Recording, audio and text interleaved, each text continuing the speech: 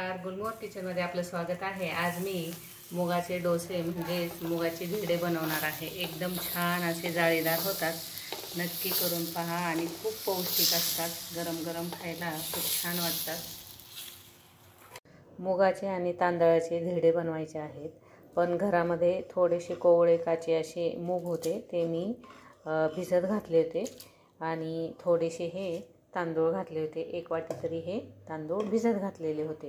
हे 2 ते 3 तास भिजत घालायचं आहे किंवा रात्रीही घालू शकता, सकाळी करून लगेच तुम्ही करू शकता। तर याला मी 3 तास हे भिजत ठेवलेले होते। आता याचं पाणी टाकून द्यायचं आहे आणि मिक्सरमध्ये बारीक करून घ्यायचं आहे।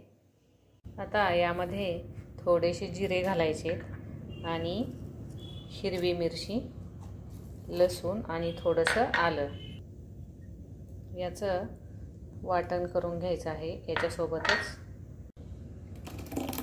हे सर्व एकत्र करायचं आहे आणि आपण जसे डोसे बनवतो त्याप्रमाणे याचं बॅटर बनवायचं आहे। पाणी घालायचं आहे त्यामध्ये।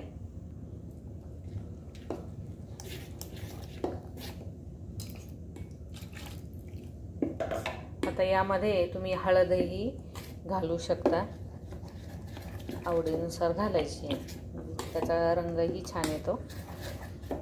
पण इथे मी हळद अजिबात नाही वापरणार।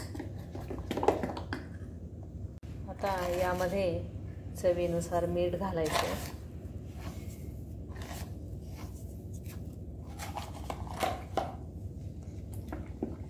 आणि हलवून घ्यायचं आहे। याप्रमाणे याचं बॅटर बनवायचं आहे।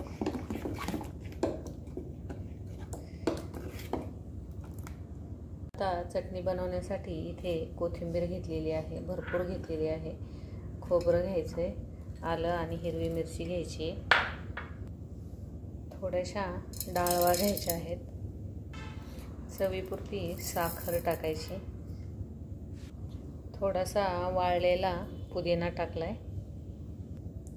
आता हे मिक्सरला फिरवून घ्यायचं आहे बारीक। पाणी टाकायचं आहे, मीठ हे नंतर टाकणार आहोत।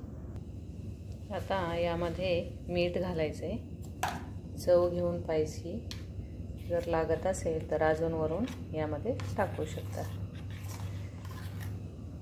तवा एकदम छान असा तापलेला आहे, सगळ्या बाजूनी तापवून घ्यायचा आहे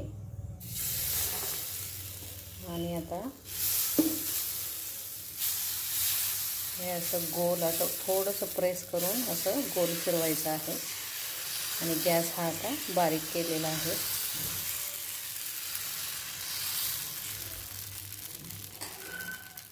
ज्यावेळेस वरची बाजू ही सुकायला लागते त्यावेळेस हे पलटून घ्यायचं आहे। आता हे पलटून घ्यायचं आहे।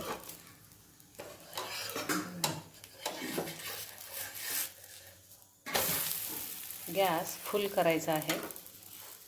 या प्रकारे दोन्हीही बाजूनी हे छान असं झालेलं आहे, हे पाहू शकता। याप्रमाणे सर्व धिरडे हे करून घ्यायचे आहेत। इथे हे मुगाचे धिरडे चटणी आणि दही तयार आहे। एकदम छान असे जाळीदार होतात आणि खूप टेस्टीही लागतात आणि खूप हलके फुलके असतात पचायला।